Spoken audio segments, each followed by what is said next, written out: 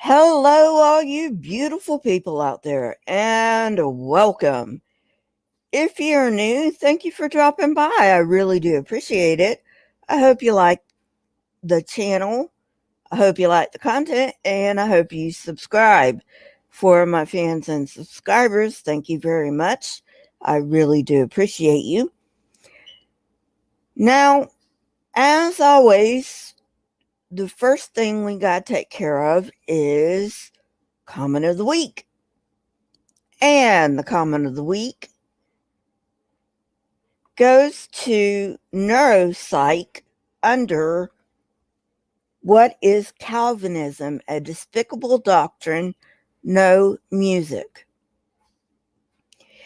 And he says the doctrine makes sense if slavery needs to be defended, if one needs a justification to ignore suffering in lieu of the status quo. The doctrine makes sense if terrible actions need to be defended from on high. Thank you very much, Neuropsych. That is something I didn't even think of. That actually makes sense. Thank you for your insightful comment. And anyway, there is no today in history.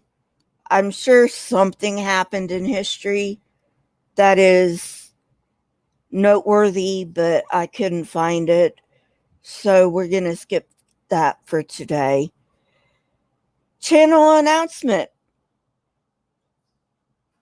I will be on Neil the 604 Atheists channel this coming Tuesday, 5 p.m. Pacific Daylight Time. Hi, Lisa. So go check that out. And so let's get into it. Today we're talking about Judges 1 through 5. I decided not to make a second part to Hezekiah's story.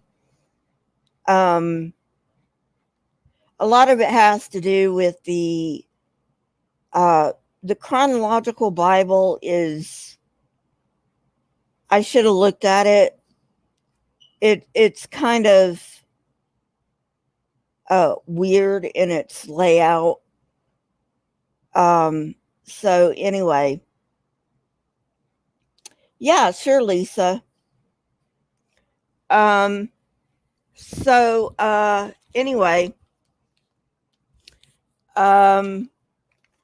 Judges 1 through 5.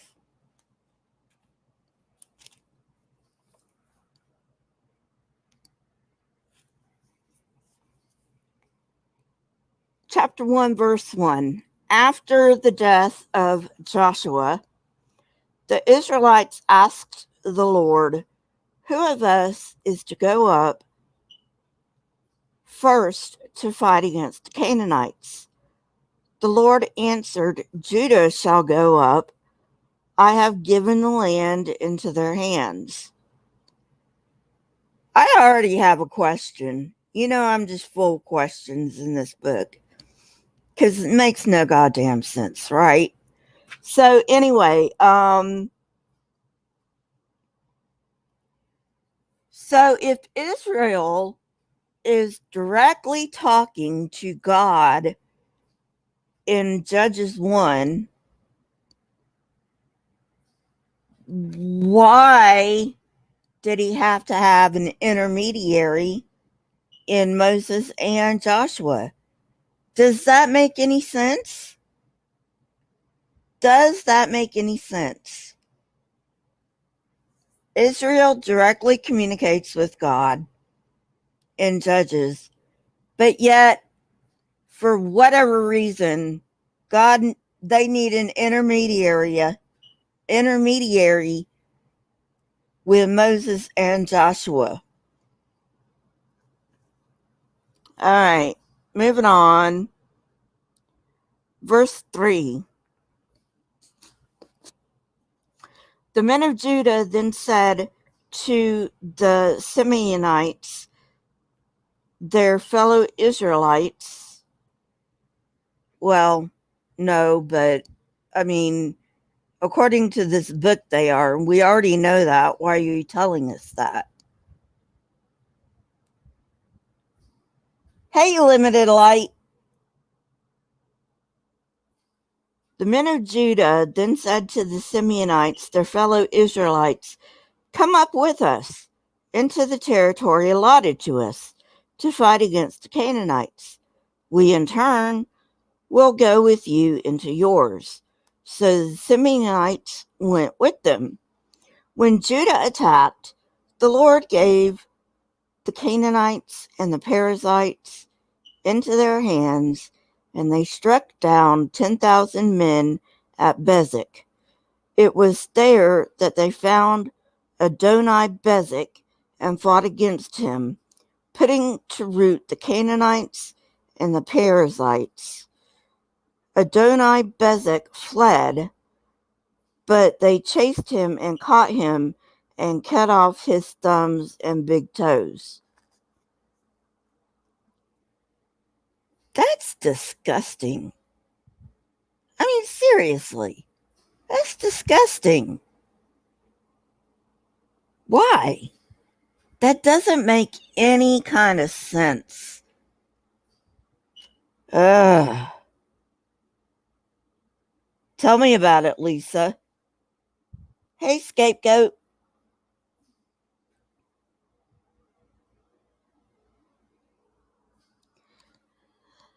I don't know. Plus the Israelites were Canaanites, okay? I've told you before, I'll probably tell you again 100 million more times. This shit never happened. Israel were never slaves in Egypt, at least not en masse. Israel did not exist at this time. And when Israel did exist, they were an indigenous Canaanite movement. And to clarify, they also had some other peoples with them, but mainly Canaanites. Yes, limited light.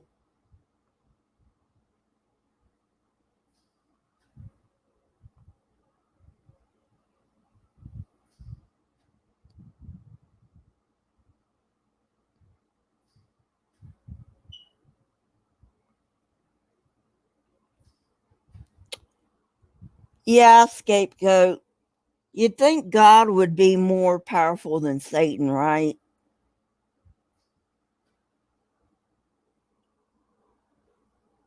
Verse 7. Then Adoni-Bezek said, 70 kings with their thumbs and big toes cut off have picked up scraps under my table.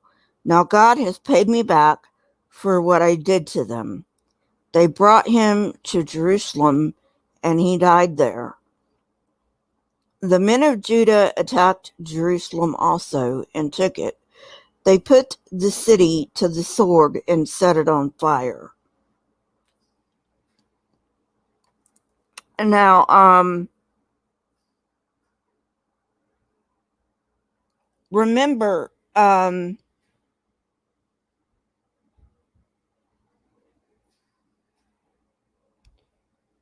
in Genesis, Jerusalem was Salem, and Salem was the home of Melchizedek, and Melchizedek was a high priest of the Most High God. So I've got another question. Why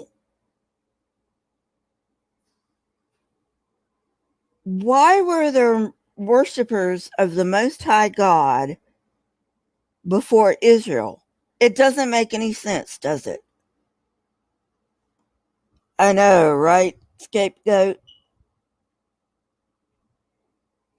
Doesn't make any sense whatsoever. Verse 8, the men of Judah attacked Jerusalem also and took it.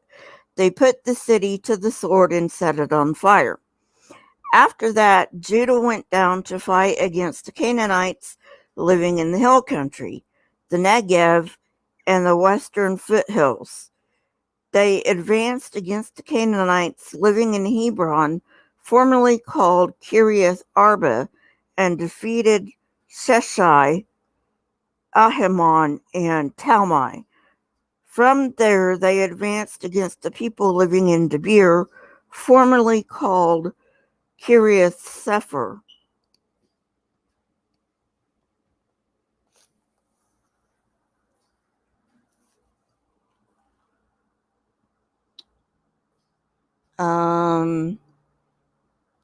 Verse 12.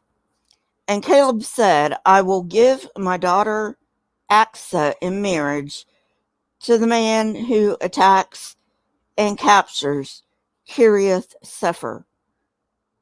Othniel, son of Kenaz, Caleb's younger brother, took it, so Caleb gave his daughter Aksa to him in marriage. Yeah, might as well fuck my niece. What the hell? They fucked their sisters back then. Why not?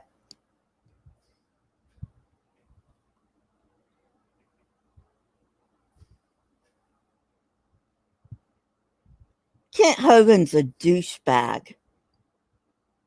And that's the nicest thing I can say about him.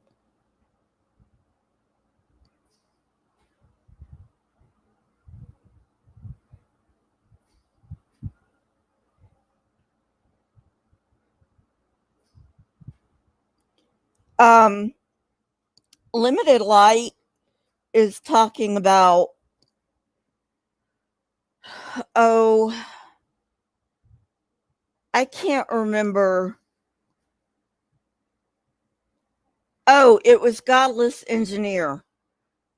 Kent Hovind was in a debate with Godless Engineer, and he said, whales have a 15-foot penis.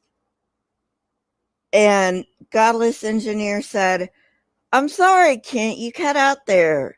They have a 15-foot what?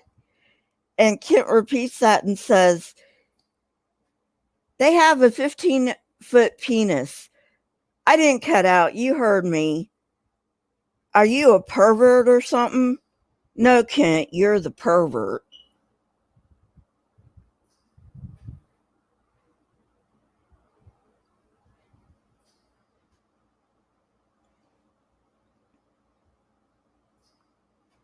Exactly, Lisa. I think he dropped the soap one too many times when he was in prison. Verse 14. One day when she came to Othniel, she urged him to ask her father for a field. When she got off her donkey, Caleb asked her, what can I do for you?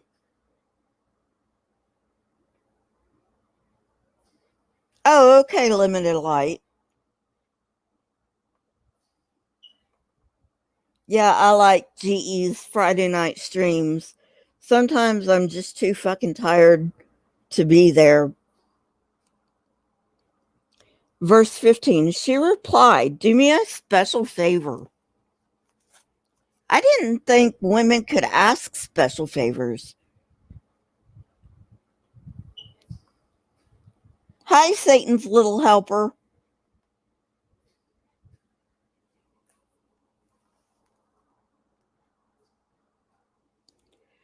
Since you have given me land in the Negev, by the way, the Negev is the desert. Why would anybody give their daughter land in the desert? Anyway, moving on.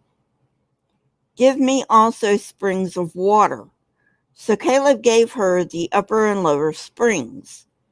the descendants of Moses' father-in-law, the Kenite, went up from the city of palms with the people of Judah to live among the inhabitants of the desert of Judah in the Negev near Arid.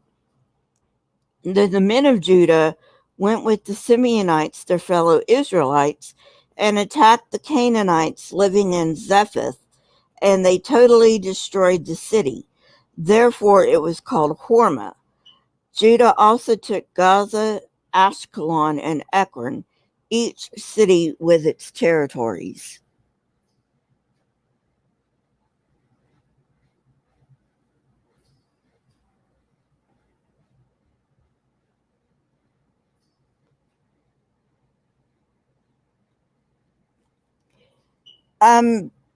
I guess so, scapegoat. Yeah, I'm not going to, forgive me, but I'm not going to put that comment up there. All right, verse 19. The Lord was with the men of Judah. They took possession of the hill country, but they were unable to drive the people from the plains because they had chariots fitted with iron. Hi, Robert. Let me read that again. Verse 19. The Lord was with the men of Judah. They took possession of the hill country, but they were unable to drive the people from the plains because they had chariots fitted with iron.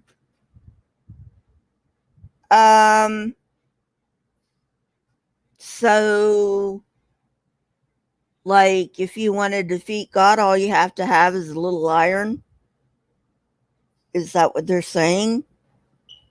I mean, come on. What kind of a weak-ass God cannot defeat iron chariots?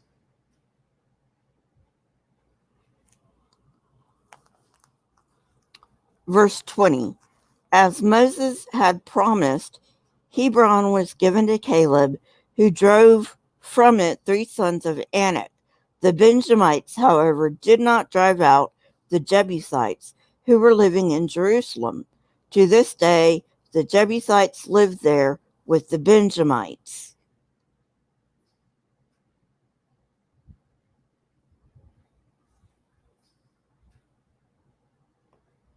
Exactly. Exactly.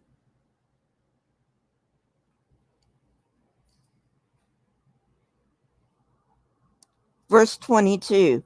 Now the tribes of Joseph attacked Bethel, and the Lord was with them.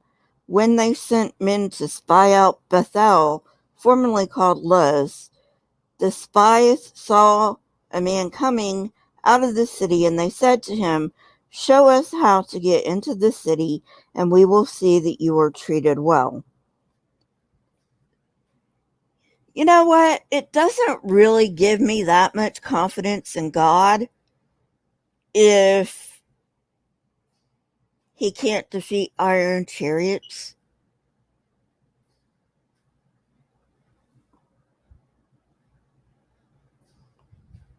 Yeah, that's God's kryptonite, Nevermore.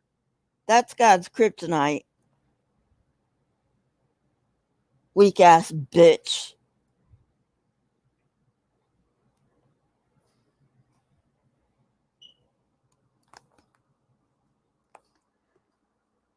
Verse 25. So he showed them, and they put the city to the sword, but spared the man and his whole family. He then went to the land of the Hittites, where he built a city and called it Luz, which is its name to this day. Now remember, the Hittites did not exist at this time, or the time this supposedly was written. Because remember, it wasn't written when it was supposedly written. This is all one big fairy tale.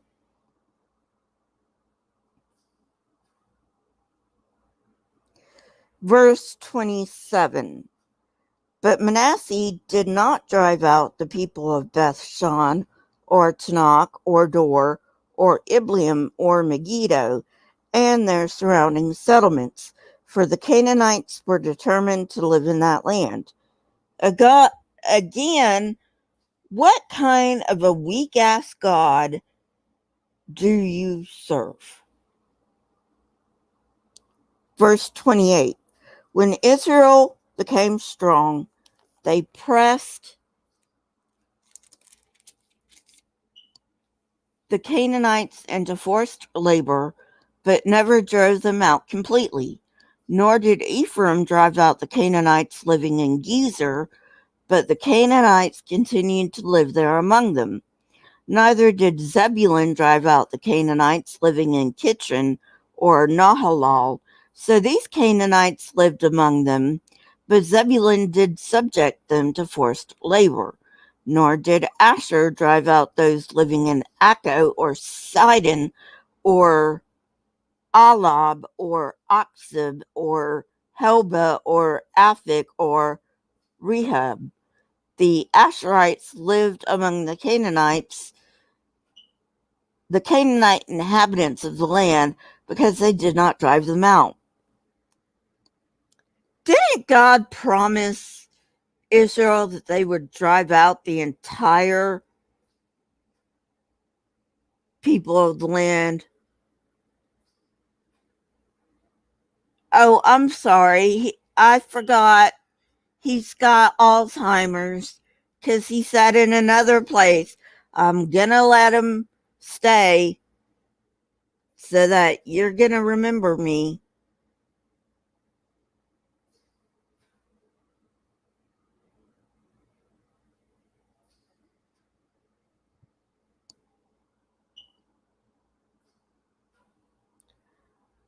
Verse 33. Neither did Naphtali drive out those living in Beth Shemesh or Beth Anath, but the Naphtalites too lived among the Canaanite inhabitants of the land, and those living in Beth Shemesh and Beth Anath became forced laborers for them.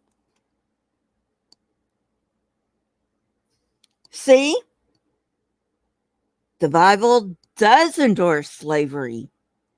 Says it right there. Says it right there, people. It's even in the 613 commandments of the law. Who you can have enslaved and who you can't. Verse 34. The Amorites confined the Danites to the hill country, not allowing them to come down into the plain. And the Amorites were determined also to hold out in Mount Heres, Aijalon, and Shalbim. But when the power of the tribes of Joseph increased, they too were pressed into forced labor.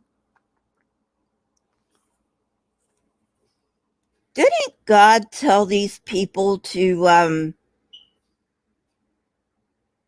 force out the inhabitants of the land? So, they wouldn't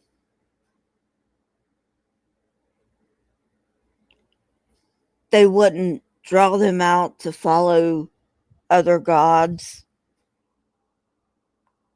Verse 36, the boundary of the Amorites was from Scorpion Pass to Selah and beyond. Chapter 2. The angel of the Lord went up from Gilgal to Bochum and said, I brought you up out of Egypt and led you into the land I swore to give your ancestors.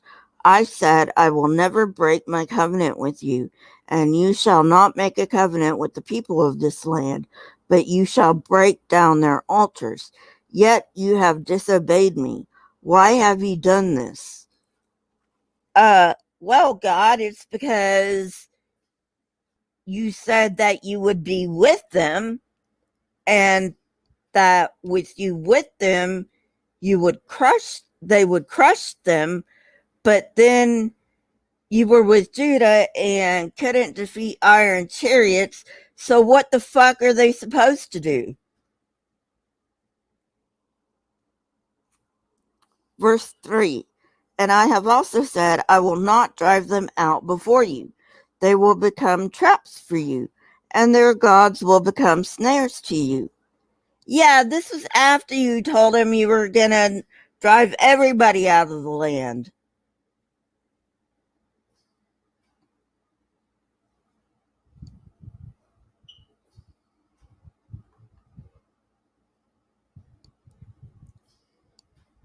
Robert X, I'm trying to show how nonsensical the Bible is. It's the whole point of this. But thank you. Yeah, I know. Doesn't make any sense.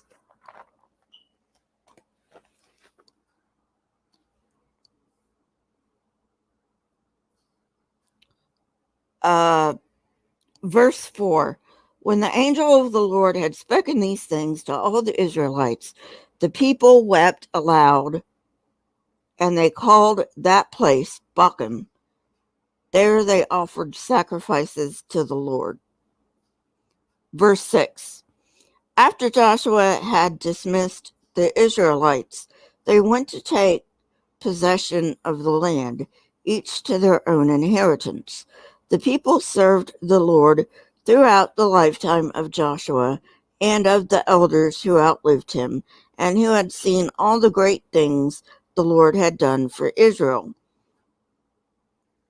So, making you wander in the goddamn wilderness for 40 years was a wonderful thing for God to do to you. I'd really hate to see their idea of a shit thing to do to them. I know you are, Robert.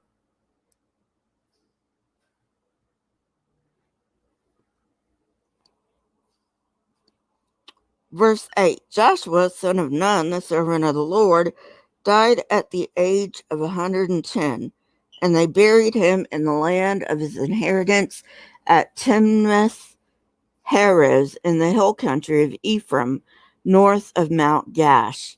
After that whole generation had been gathered to their ancestors, another generation grew up who knew neither the Lord nor what he had done for Israel. Gee, could it be that's because it was all a fucking lie?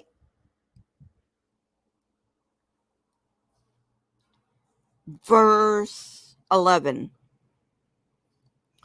Then the Israelites did evil in the eyes of the Lord and served the Baals. Now, if you've seen my series on the Canaanite gods and goddesses, you will know that Israel was never monotheistic until Josiah's reforms. Never monotheistic. They always served Baal and Asherah and all that stuff. They always did until the time of Josiah.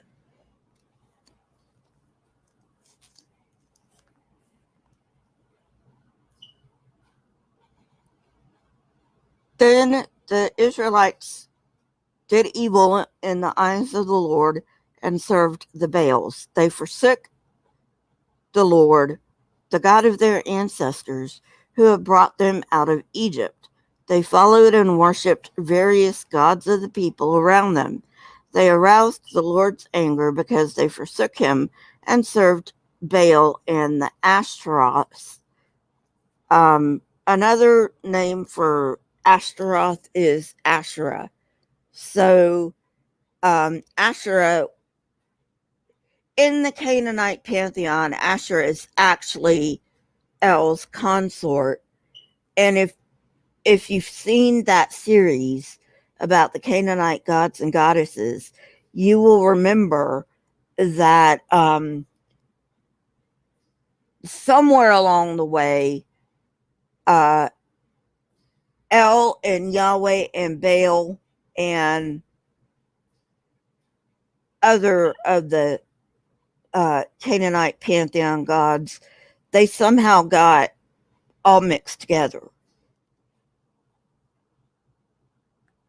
Verse 14. In his anger against Israel, the Lord gave them into the hands of raiders who plundered them. He sold them into the hands of their enemies all around, whom they were no longer able to resist. Okay. So we've got a generation who hasn't seen all the wonderful works that God did for Israel. So why the fuck didn't God just make more miracles? Like, duh. I mean, seriously. You're gonna punish, God's gonna punish someone because they have no idea that he's out there? They don't believe their parents because it's so much goddamn magical shit?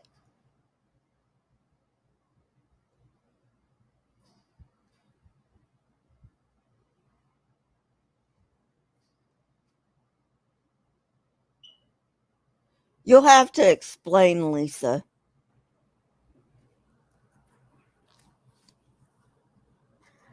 Whenever Israel went out to fight, the hand of the Lord was against them to defeat them, just as he had sworn to them. They were in great distress. Or maybe, and this never happened, all right? But maybe, just maybe, your enemies were a little bit more prepared than you were. Verse 16. Then the Lord raised up judges who saved them out of the hands of these raiders. Yet they would not listen to their judges, but prostituted themselves to other gods and worshipped them. They quickly turned from the ways of their ancestors who had been obedient to the Lord's commands. Well, like, duh. I mean, they're not gullible, not like people are nowadays. They're not going to listen to somebody who says, oh, yeah, I've had a vision. You're just going to have to trust me on that.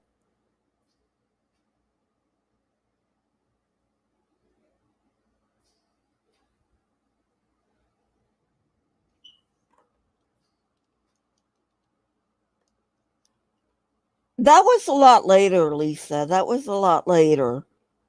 That was a few years before the Babylonian exile, according to the Mormon chronology.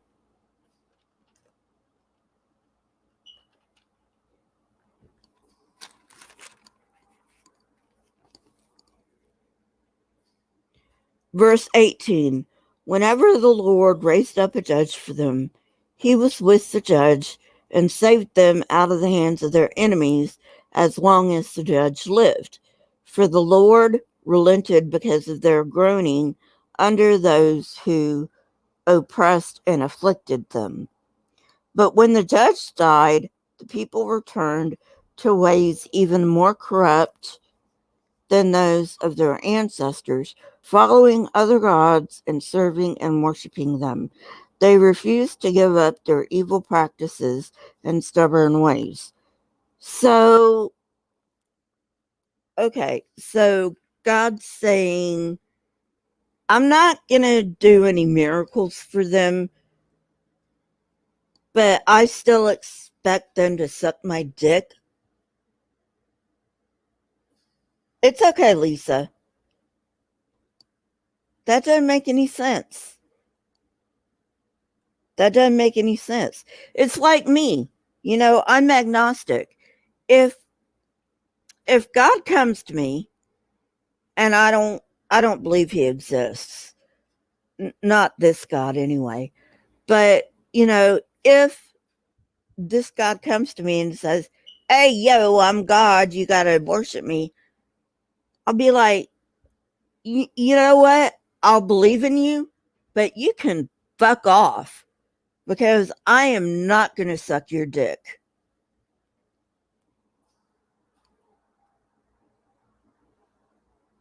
Verse 20. Therefore, the Lord was very angry with Israel and said, because this nation has violated the covenant I ordained for their ancestors and has not listened to me, I will no longer drive out before them any of the nations Joshua left when he died. I will use them to test Israel and see whether they will keep the way of the Lord and walk in it as their ancestors did. The Lord had allowed those nations to remain. He did not drive them out at once by giving them into the hands of Joshua. Or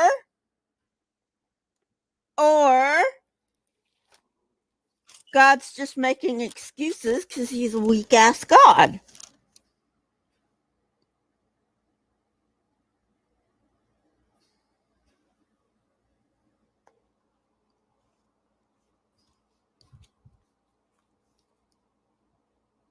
And like I said, I'm pretending he exists, which I don't believe.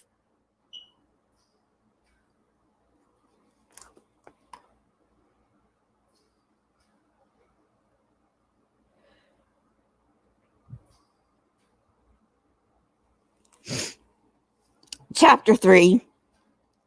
These are the nations the Lord left to test all those Israelites who had not experienced any of the wars in Canaan.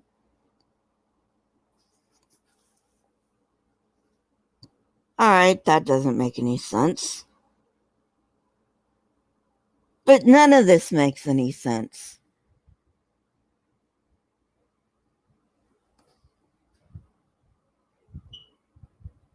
Yep, scapegoat.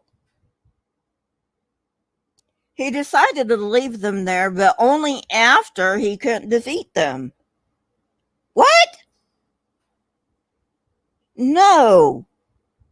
You're making excuses because you're a weak ass God who has iron for kryptonite.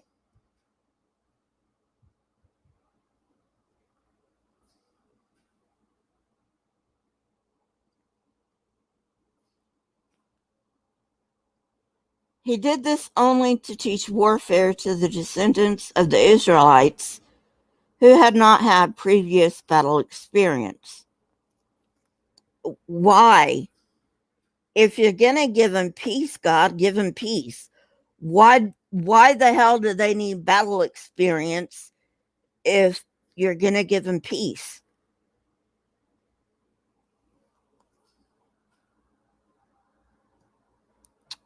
Verse 3. The 5 rulers of the Philistines, all the Canaanites, the Sidonians, and the Hivites living in the Lebanon mountains from Mount Baal Hermon to Lebo Hamath, they were left to test the Israelites to see whether they would obey the Lord's commands, which he had given their ancestors through Moses. The Israelites lived among the Canaanites, Hittites, Amorites, Perizzites, Hivites, and Jebusites. They took their daughters in marriage and gave their own daughters to their sons and served their gods. You know what? Sounds great to me. Sounds great to me. We don't know this shitty ass God.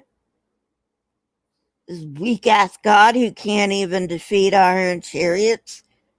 Why the hell would we worship him?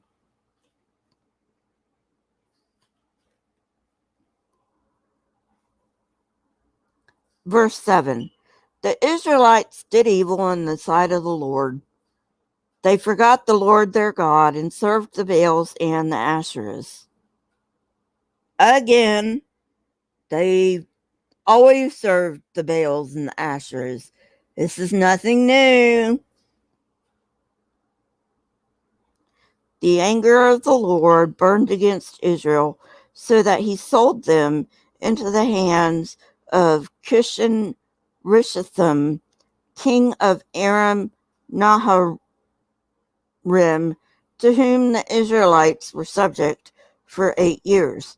But when they cried out to the Lord, he raised up for them a deliverer, Othniel, son of Kenaz, Caleb's younger brother, who saved them. The Spirit of the Lord came on him, so that he became Israel's judge and went to war. The Lord gave Cushan Rishathaim, king of Aram, into the hands of Othniel, who overpowered him. So the land had peace for 40 years, until Othniel, son of Kenaz, died.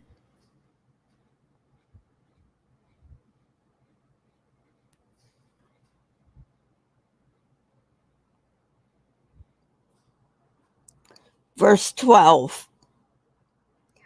Again, the Israelites did evil in the eyes of the Lord, and because they did this evil, the Lord gave Eglon, king of Moab, power over Israel, getting the Ammonites and Amalekites to join him.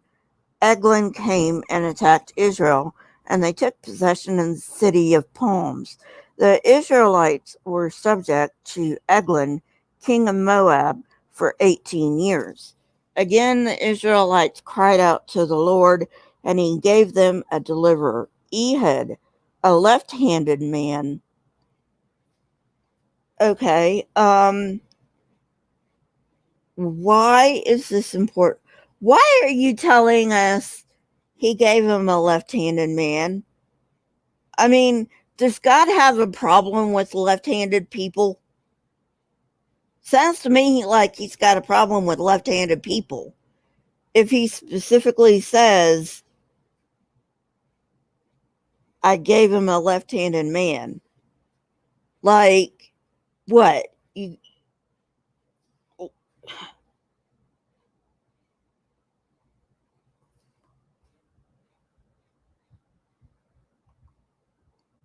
tell me about it. Yes, Robert, that's exactly right. In the Middle East, left is evil.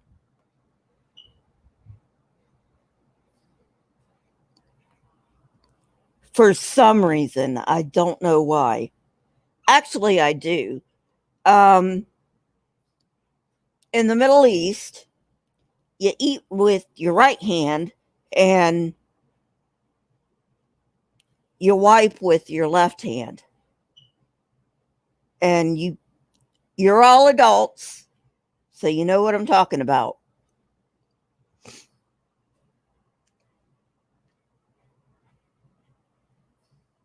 Um, the Israelites sent him with tribute to Eglon, king of Moab. Now Ehud had made a double-edged sword about a cubit long, which he strapped to his right thigh under his clothing. And you don't think they're going to search you before you go in to see the king?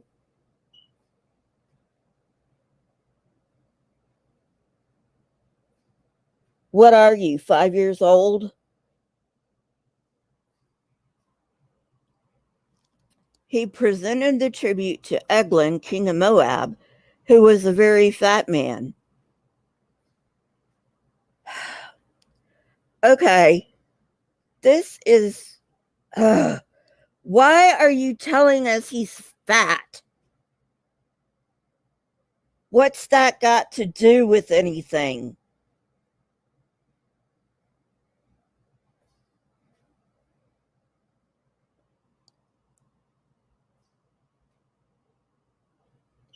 Verse 18. After Ehud had presented the tribute, he sent on their way those who had carried it. But on reaching the stone images near Gilgal, he himself went back to Eglon and said, Your Majesty, I have a secret message for you. Like, that's not going to ring alarm bells or anything.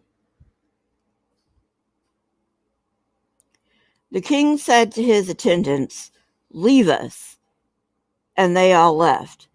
Yeah, like that's really going to happen. Verse 20, Ehud then approached him while he was sitting alone in the upper room of his palace and said, "I have a message from God for you." As the king rose from his seat, why is the king rising from his seat? The kings never rise from their seat. This doesn't make sense, people. Kings do not rise from their seat.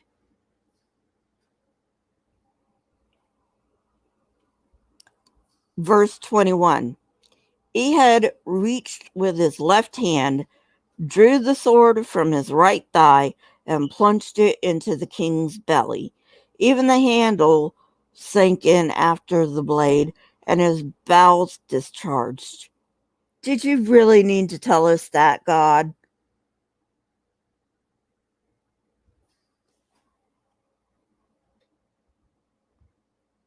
So true, scapegoat.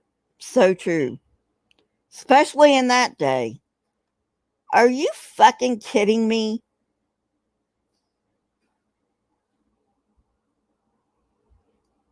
I cannot believe I used to believe this shit.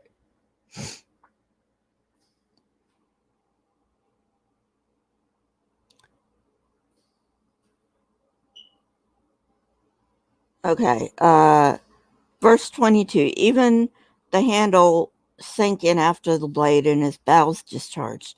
Ehud did not pull the sword out, and the fat closed in over it. That does not happen. Sorry, that does not happen. Verse 23. Then Ehud went out to the porch. He shut the doors of the upper room behind him and locked them. Sure, because the lock's on the outside of the door. 24. After he had gone, the servants came and found the doors of the upper room locked. They said, "He must be relieving himself in the inner room of the palace."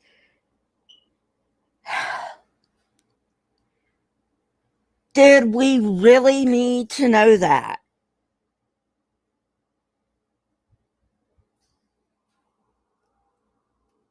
Verse 25. They waited to the point of embarrassment, but when he did not open the doors of the room, they took a key and unlocked them. There they saw their lord fallen to the floor, dead. While they waited, Ehud got away. He passed by the stone images and escaped to Sarah. When he arrived there, he blew a trumpet in the hill country of Ephraim, and the Israelites went down with him from the hills with him, leading them. Verse 28. "Follow me," he ordered, "for the Lord has given Moab, your enemy, into your hands." So they followed him down and took possession of the fords of Jordan that led to Moab. They allowed no one to cross over. At that time they struck down about 10,000 Moabites, all vigorous and strong. Not one escaped. That day Moab was made subject to Israel, and the land had peace for 80 years. Sure, sure.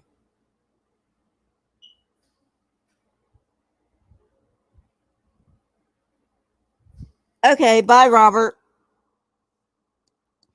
After Ehud came Shamgar, son of Anath, who struck down 600 Philistines with an ox goad.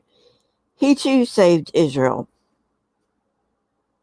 Wow, Shamgar gets a whole verse, people. Whole goddamn verse. Wow. He must have really made an impression, huh? Chapter 4.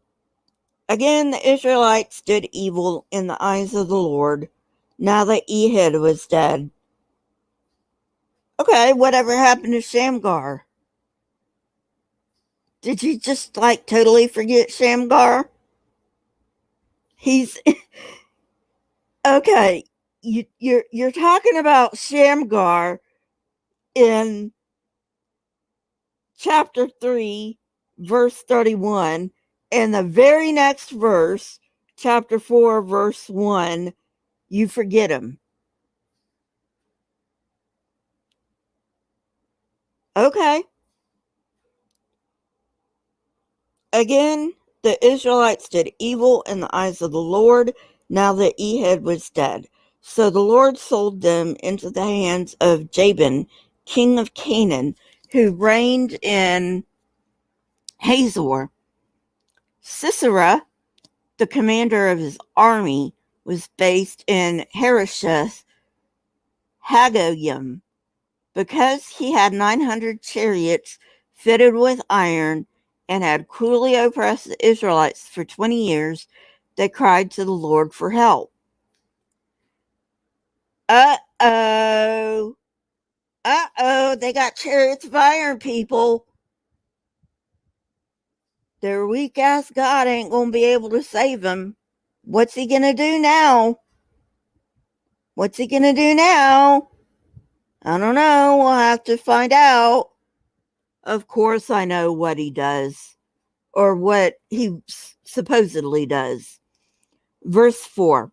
Now Deborah, a prophet, the wife of Lapidoth, was leading Israel at that time.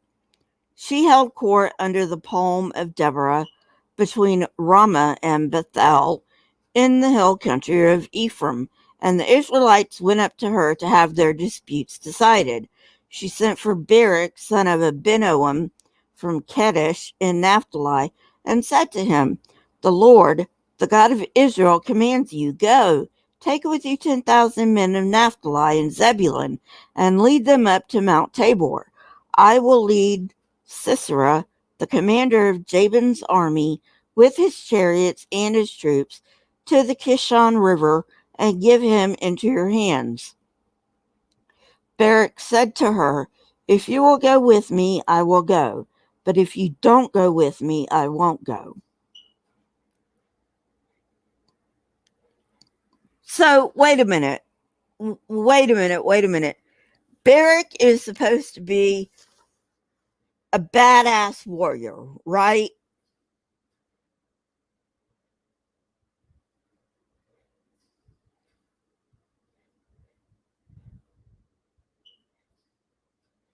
Barak is supposed to be a badass warrior, but he needs a woman to come with him. Because why?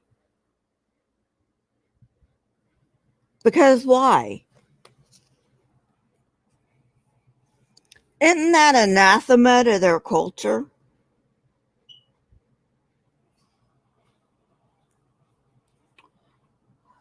Verse 9. "Certainly I will go with you," said Deborah. "But because of the course you are taking, the honor will not be yours. For the Lord will deliver Sisera into the hands of a woman." So Deborah went with Barak to Kadesh. There Barak summoned Zebulun and Naphtali, and 10,000 men went up under his command. Deborah also went up with him. Wow. This is really, I've read this story before, but it just gets weirder every time I read it.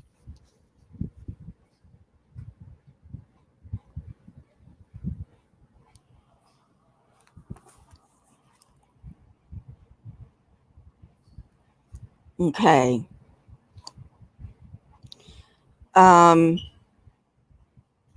When Verse 12, when they told Sisera that Barak, son of Abinoam, had gone up to Mount Tabor, Sisera summoned from Harosheth Haggium to the Kishon River all his men and his 900 chariots fitted with iron. God can't defeat iron chariots, people. What are they going to do? What are they going to do? Their weak ass God can't defeat iron chariots. Verse 14. Then Deborah said to Barak, Go, this is the day the Lord has given Sisera into your hands.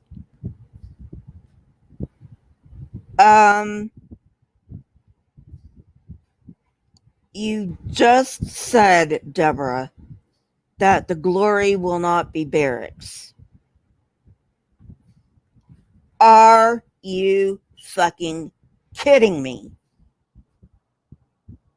They can't even keep their story straight, people. And people want us to believe this shit. Yeah. Yeah, people want us to believe this shit. Oh, why don't you believe our book? Well, maybe because it's a shitty book and there's contradictions everywhere you look. Ever thought of that?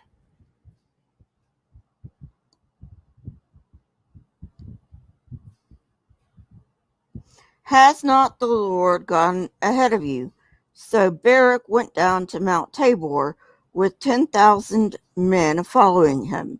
At Barak's advance, the Lord routed Sisera and all his chariots, an army by the sword, and Sisera got down from his chariot and fled on foot. You know, I doubt that. I seriously doubt that. Because in this day that this supposedly took place, dying in battle was the highest glory. I doubt Sisera fled. Of course, this didn't happen, but we're not going to go into that. Verse 16. Barak pursued the chariots and army as far as Harosheth Hagoyim, and all Sisera's troops fell by the sword. Not a man was left. Sisera, meanwhile, fled on foot to the tent of Jael, the wife of Heber the Kenite, because there was an alliance between Jabin, king of Hazor, and the family of Heber the Kenite.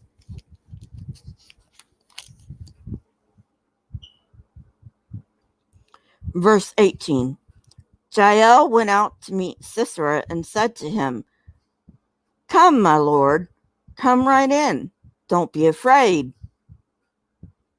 So he entered her tent, and she covered him with a blanket.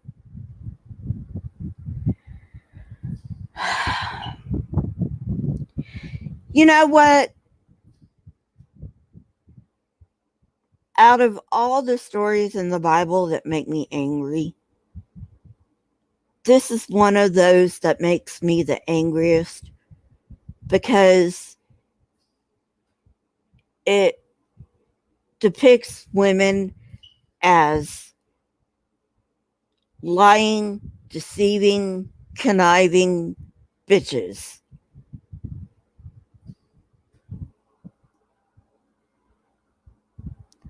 Verse 19. I'm thirsty, he said. Please give me some water. She opened a skin of milk, gave him a drink, and covered him up. Oh, so he asks for water and you give him milk. Wow. Are you deaf? Verse 20. Stand in the doorway of the tent, he told her. If someone comes by and asks you, Is there anyone in there? Say no. But Jael, Heber's wife, picked up a tent peg and a hammer and went quietly to him While he lay fast asleep, exhausted, she drove the peg through his temple into the ground, and he died. Well, yeah, he died. Did you really have to tell us? I mean, that was superfluous information there, God.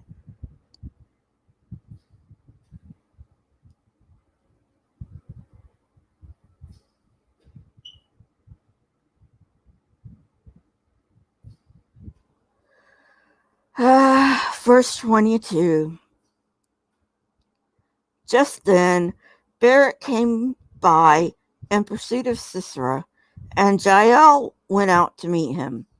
Come, she said, I will show you the man you're looking for. So he went in with her, and there lay Sisera with a tent peg through his temple, dead. On that day, God subdued Jabin, king of Canaan, before the Israelites, and the hand of the Israelites pressed harder and harder against Jabin, king of Canaan, until they destroyed him.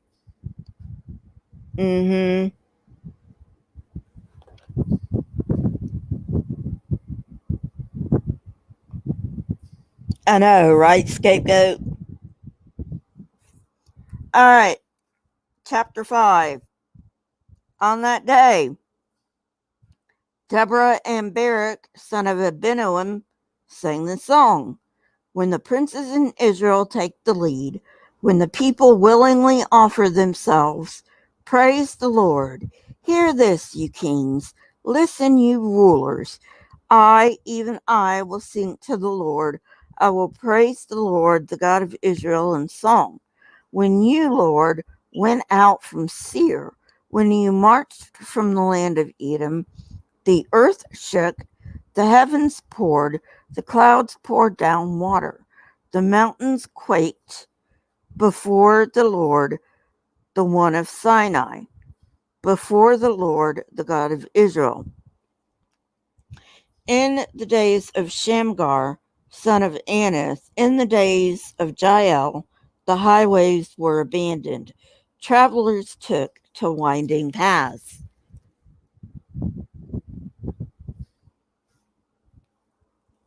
Villagers in Israel would not fight.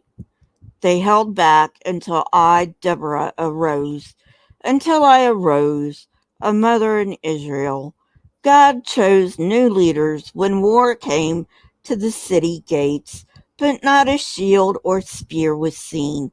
Among 40,000 in Israel, my heart is with Israel's princes, with the willing volunteers among the people.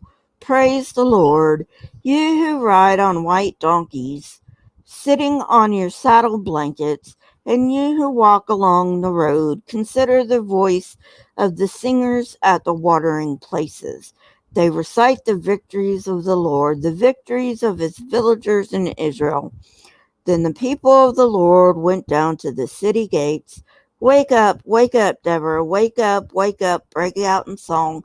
Arise, Barak, take captives, your captives, son of Abinoam. The remnant of the nobles came down. The people of the Lord came down to me against the mighty.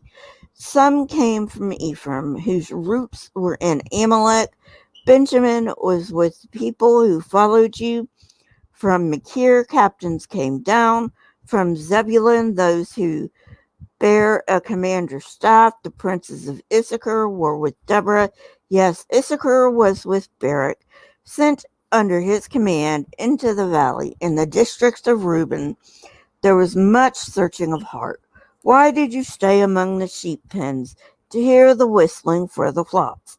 In the districts of Reuben, there was much searching of heart. You already told us that.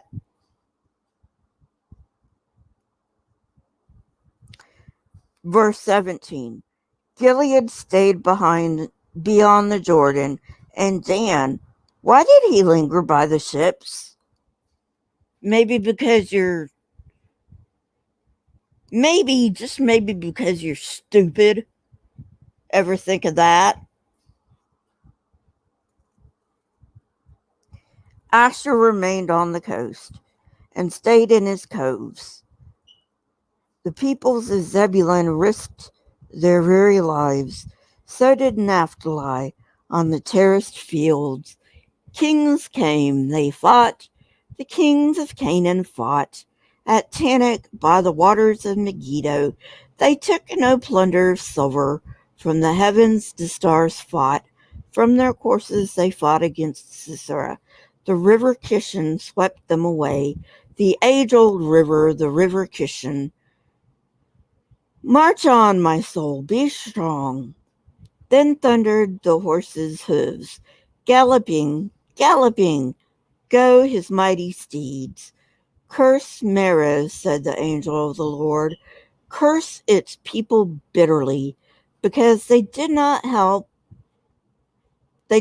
come to help the Lord against the mighty. So, wait a minute. So, the quote unquote mighty need help. God needs help. That's basically what it just said. God needs help. Again, what kind of a weak ass God is this?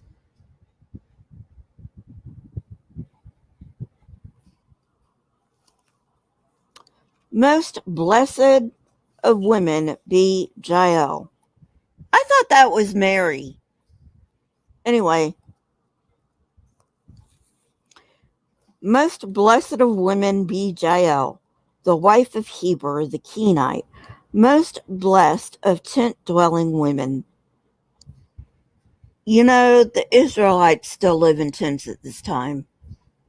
I mean, if they did live at this time that this was supposedly written, which they didn't.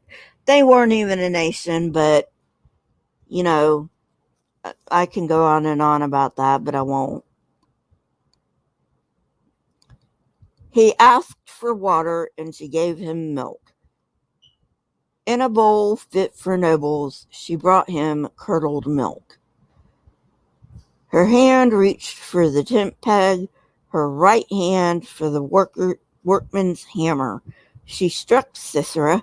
She crushed his head. She shattered and pierced his temple. At her feet he sank. He fell. There he lay. No, he did not. He was asleep when Jael slew him, and it doesn't take a brave woman or man to kill somebody while they're sleeping.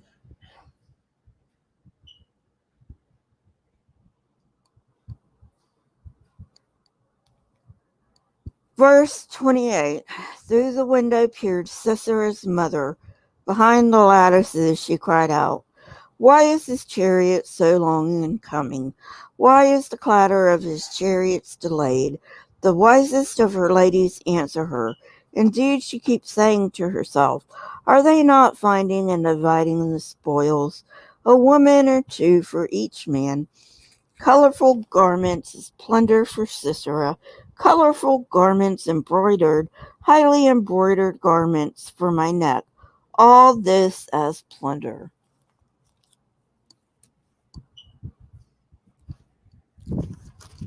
Hang on, I got 2 pages stuck together.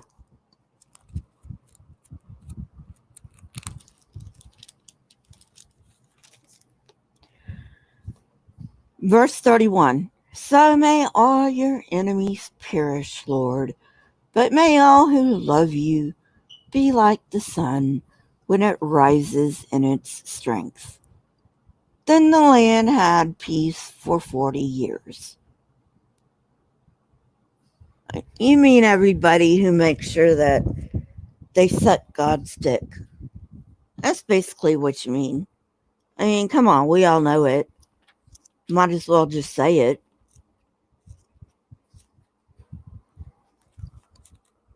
I mean, seriously. Okay, so what have we learned today? Well, we learned God's a weak ass God. We learned It doesn't take a brave anybody to kill a man in his sleep.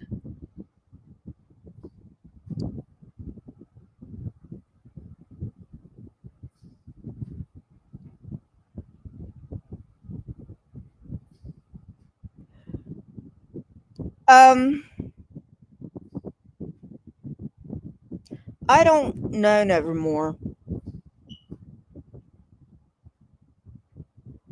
I would say no, but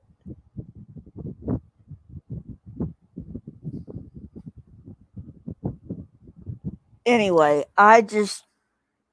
so that's what we learned. Israel serves a weak ass God.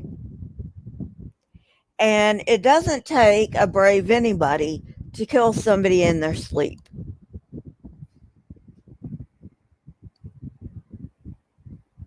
That's basically what we learned.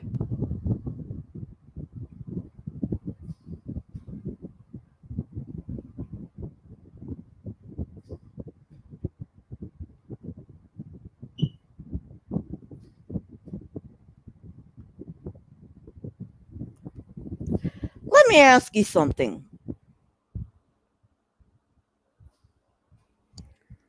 In today's day and age,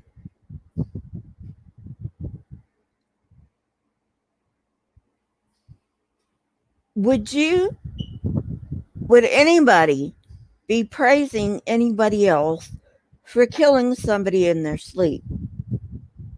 Hell no, they'd be sent to prison. Even if that person was abusing them, okay? It is not self-defense to kill somebody in their sleep. Give me a fucking break.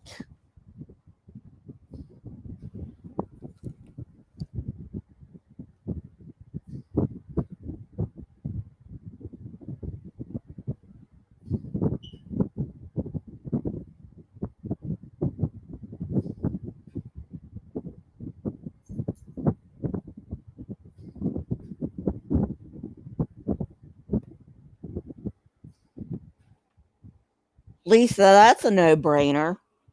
I'd rather cut off my finger. I would rather cut off my finger.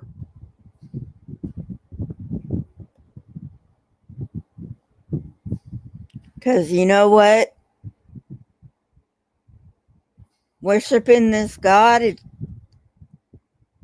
even if he existed, worshipping this God doesn't seem any better than cutting off your finger. Now, does it?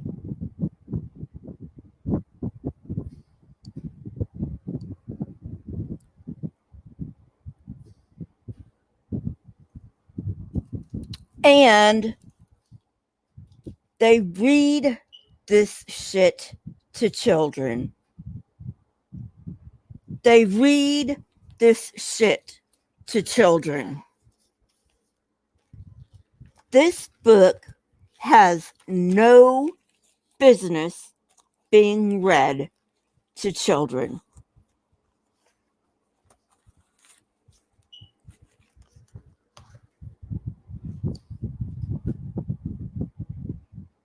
No business being read to children. And yet they do. Now, I'm not going to say that I'm not going to go as far as to say that indoctrination is child abuse. But I will say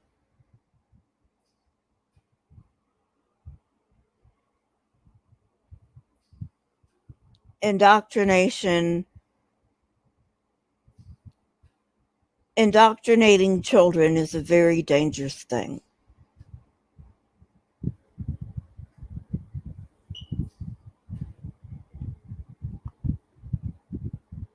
Probably X, Lisa. Probably X. I mean, there's so much fucking violence. And we're just in Judges next next week we're going to start in Judges 6. We're just in Judges 6. And already there's been so much violence in this fucking book. Seriously.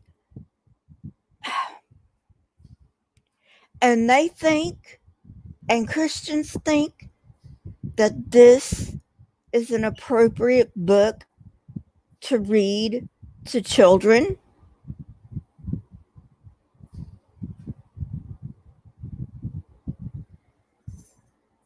No wonder we have so many fucked up people.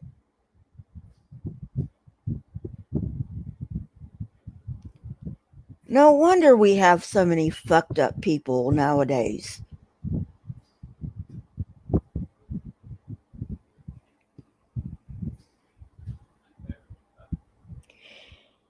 Anyway, thanks for coming. I will put Neil, the 604 Atheists channel in the description. Remember, I will be on his channel Tuesday, 5 p.m. Pacific Daylight Time. And if you like this, make a thumbs up. If you haven't subscribed, please subscribe. If you can throw a little money my way, it goes into an account for my dad. Hit the join button, and I will see you guys later. Jane who?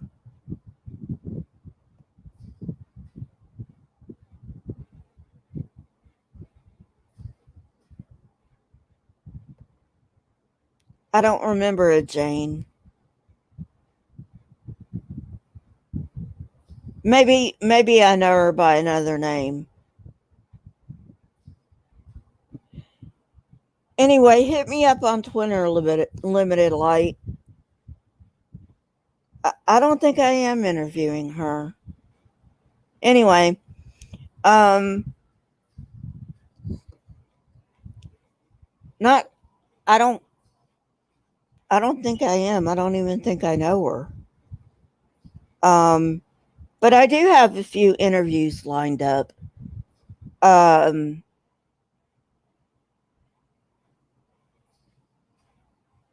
Not quite sure when. We haven't gotten that taken care of yet. But anyway, have a good one, and I'll see you guys later. Bye.